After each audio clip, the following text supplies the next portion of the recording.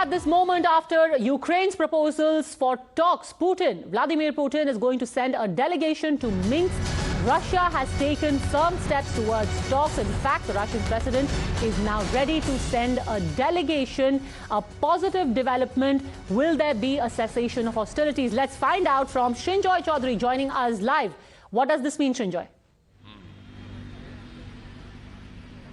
Yes, this is the most important moment. Here, Vladimir Putin, for whatever reason, maybe there has been diplomatic pressure from many countries, including Prime Minister Narendra Modi and others, or maybe for whatever reason has decided it is time to talk. And he has accepted President Zelensky's proposal, and he is sending a delegation to Minsk. Minsk is the capital of Belarus, which is a neighbor of Russia and a neighbor of Ukraine and a friend of Russia. So you could expect at least talks between Russian and Ukrainian leaders at that time. So if that happens, you could imagine if people are talking, they're not going to fight. If they are not going to fight, there will not be casualties. And they will not be suffering. That is the most hopeful thing we have heard in the last 48 hours. Definitely a big hope for Ukrainians. Stay with me, Srinjoy. More news coming in. In fact, just a while ago, the Ukrainian president has spoken to India's External Affairs Minister S. Jaishankar, where India said very clearly that diplomacy is the only way out. The crucial question, though, Srinjoy, is that till this talk happens, so now Ukraine is saying we are ready to talk. Putin is sending across a delegation. Till these talks happen, will the firing stop? Will the shelling stop? That's the important thing.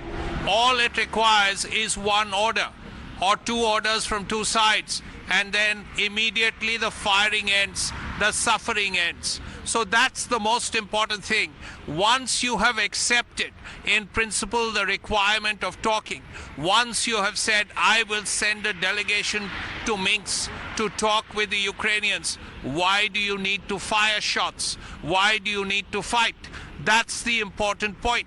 Now, we will have to see when the firing stops, when there is calm in Ukraine, when the Russian troops decide that, well, enough is enough. So that is what we are looking forward to now, the cessation of hostilities.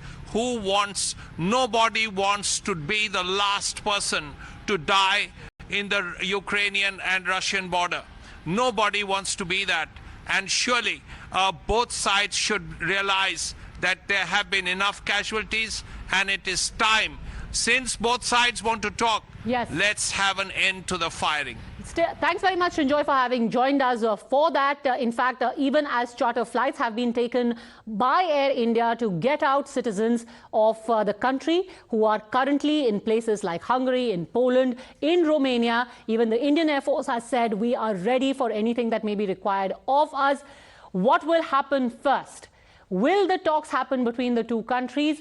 Will this stop the violence? Thanks very much, Srinjoy. Let me go across, in fact, to the latest coming in right now. Russian military has seized strategic airport outside Kyiv. It claims it has cut Kyiv off from the west. The clock definitely is ticking for the fall of Kyiv. Even as on the one hand, there is talks of talks, the Russian military is now saying we have seized the airport outside of Kyiv.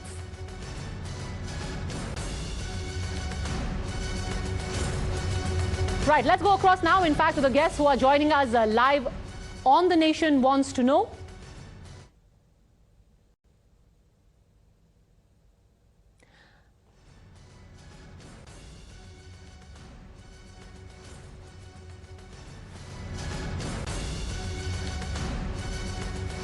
PP Shukla, former ambassador, is joining us, ambassador to Russia and Ukraine, is joining us, along with Harsh Pant, a professor at King's College London and director of research at ORF, along with Maroof Raza, group consulting editor.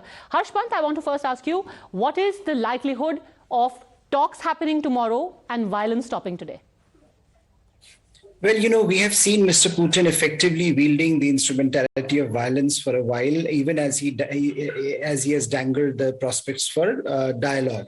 Right now, he's in a strong position, and he can do whatever he wants. And Ukraine certainly would like to have conversations, dialogue about moving forward. But I think my sense is Ukraine would ask for a cessation of violence, and before talks can begin, or before any serious progress could be made. And I'm not so sure that Mr. Putin would be interested. Look, they have already cut off Kyiv from the West. They are in a stronger position operationally, tactically, and strategically. So but why would they agree to send a delegation tomorrow to Minsk? Yes, but you remember, Padmaja, they have been negotiating for a while with the West as well. They have been making lots of demands, and diplomacy under the shadow of violence has been part of this entire episode. So I'm not so surprised that they are talking of diplomacy, even as they continue with their war fighting activities on the ground. The question is, of course, that Ukraine is not in a position to put up a fight, and they have not been ever in a position to put up a fight. So I think Mr. Putin will move ahead with the dialogue, and Mr. Zelensky will also make a case. Let's see. I think the proof of the pudding would be whether Mr. Putin seizes violence on the ground. Maroof, what are the odds? Let's be very clear here. Do you think that this is a giant ruse for Russia to say we are willing to talk even as their tanks are rolling towards the parliament in Ukraine? See, Russia is going to be talking at various levels. One is, of course, with Ukraine. The other is with NATO, and finally with United States. That has been the stated agenda of the Russian president from the very beginning. He didn't want to be treated as by the way, because America was concentrating entirely on China over the last few decades. The second thing is that between conflicts, there have always been talks to try and find a way out to end destruction. And thirdly, there is the possibility of something coming out of this arrangement at Minsk, because I would assume that Mr. Putin doesn't want to go beyond Ukraine, because beyond that, he'll be stepping into NATO territory. And that enlarges the conflict, and that has multiple implications for Russia and the world. Right now, Ukraine is being a stated objective. He can handle it, and he will get it. How long will it take? Normally, mechanized operations last about 72 hours from the time they are launched. Before the mechanized forces, that's tank, armored cars, and propelled artillery and everything else, take a breather to take stock of the situation until they move to the next phase of the operation. So next 24 hours, you'll see a breather in the Russian advances, but you will then see whether the Ukrainians wish to take the battle into what you call fighting in built-up areas. If they do that, and the West is hoping that happens because that will bog down Russian forces, like America got bogged down in Baghdad, Kabul, and elsewhere. But if they don't do that, then Russia will have achieved broadly its objective. I think the man who is going to be really worried about his life, despite his assertions, is President Zelensky, because there is going to be a regime change. There is going to be a Ukraine which will have to be officially pliable to Moscow. But whether the people of Ukraine accept Russian cover on top of them or not, only time will tell. About 60 to 70% of Western Ukrainians are clearly leaning towards West Europe. Whereas the eastern side of Ukraine, I want to bring in Ambassador Shukla. Is it in Russia's interest right now to even talk or make a facade of talks, or is it just to go ahead since they are anyway 99% there?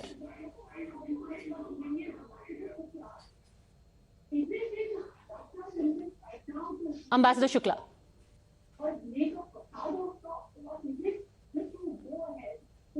I don't think he can hear me just as yet. Harsh Pant, would you want to take that question? Can you hear me? Yes, Ambassador, we can hear you. Am I audible? Yes, sir, you are clearly audible. Please go on. Can you hear me? I don't think he can hear us. Harsh Pant, can you please take that question? I think it is in Russia's interest to, because I think this is by and large and not an unending or not an unlimited warfare that Russia is interested in. I think Maroof is right that Russians primarily are interested in a limited objective, which they have primarily achieved. At the moment, no one is coming to Ukraine's aid. They have shown the red line to the other Eastern European countries that beware, don't cross certain red lines. And ultimately, they will demand a regime change, a different government in Ukraine. And that's what I think they will easily get, because that's how the pieces on the chessboard are falling. But I think the question is whether the larger security order that they have been demanding now for a very long time with the West, and as the negotiations proceed, as the negotiations spread out, these negotiations are not simply about Ukraine. Putin has already been very clear that these negotiations are about the larger geostrategic landscape in Europe that came into being post Cold War. So whether that kind of a restructuring is possible, and whether now that Putin will have Ukraine under his command, he will be abutting the lands of NATO, Poland, Hungary, etc. Whether that would make that again in a very interesting way brings NATO right to his doorstep. And so I think largely he's interested in a regime that is pliable, that he can control. And if he gets that, I think that would be enough. He would declare victory and go away. So I don't think that this is a facade. I think he genuinely would want an outcome where the power of his tanks can wield him that outcome, which perhaps he thought of when he went into this game. And he has already made it very clear that Ukraine stands all alone, despite the promises of the West and despite some of the things that some other countries would have said. It is largely Ukraine's future which has to be decided by Ukraine now, at a time when it is largely about great power politics playing writ large in Eastern Europe at the moment. So I think there are multiple questions that Ukraine has to answer and account for. But I think as far as Mr. Putin is concerned, he would be very happy with the outcome if he gets a regime change, and which it seems he should have no problem in getting. In the meantime, Russia has also handed over evidence, what they say is evidence of Kyiv's war crimes in Donbass to France. The Russian embassy in Paris has said that it has handed over to the French Foreign Ministry evidence of crimes against humanity and war crimes of Kyiv's forces in Donbass. The Russian embassy in Paris gave photographic evidence of what has happened so far. Can you explain to us, Maroof, the significance of this, what they say is photographic evidence?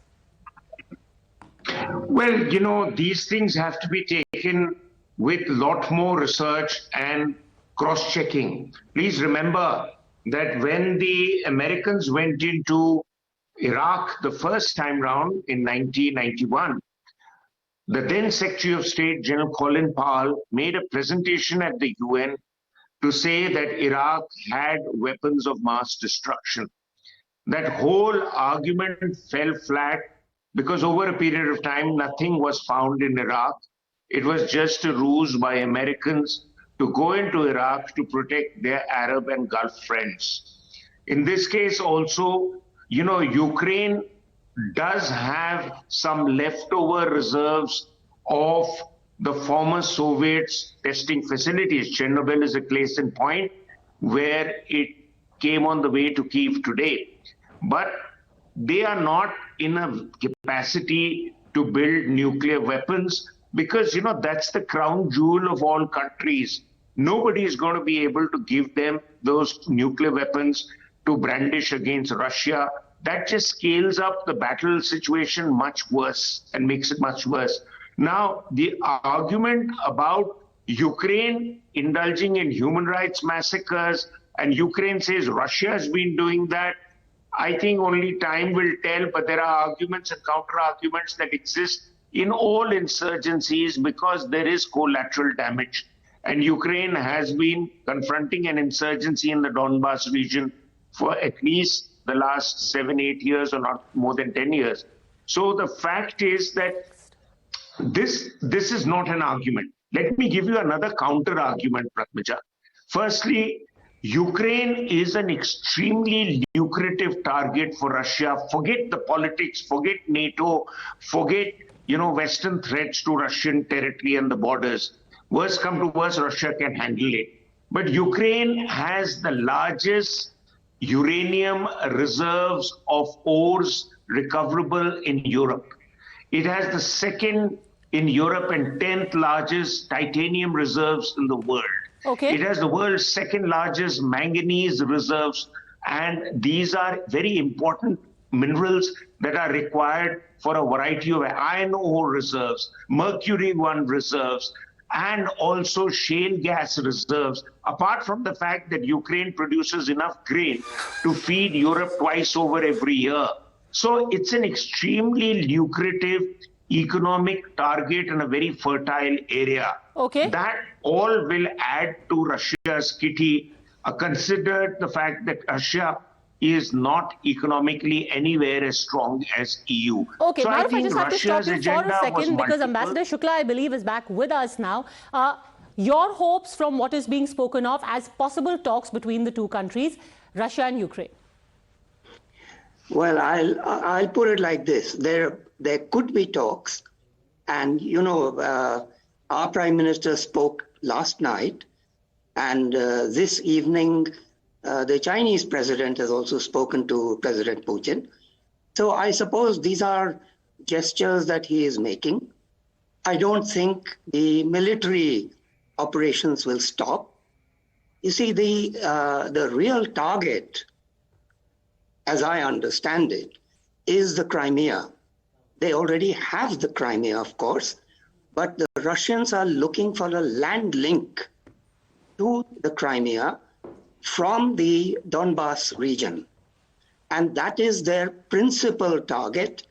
They have already launched from Crimea itself an operation fanning out both westward and eastward. So they have come to the outskirts of Kherson.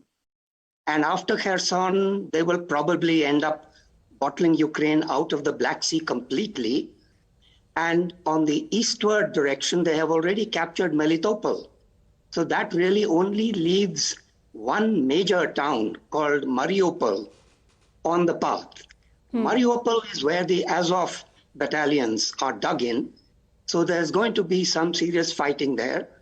But the Russians are not going to stop at this stage. Okay. The secondary project is Kiev and the overthrow of the government. I think they are determined to do that as well. But there I do discern a little bit of flexibility on the part of Moscow. Okay. And what is the reason for that flexibility, sir? I am being told to take a quick break at this point, but I do want to hear the answer to that. I'll be back in 2 minutes to hear that. Thank you very much, sir. Please stay with me.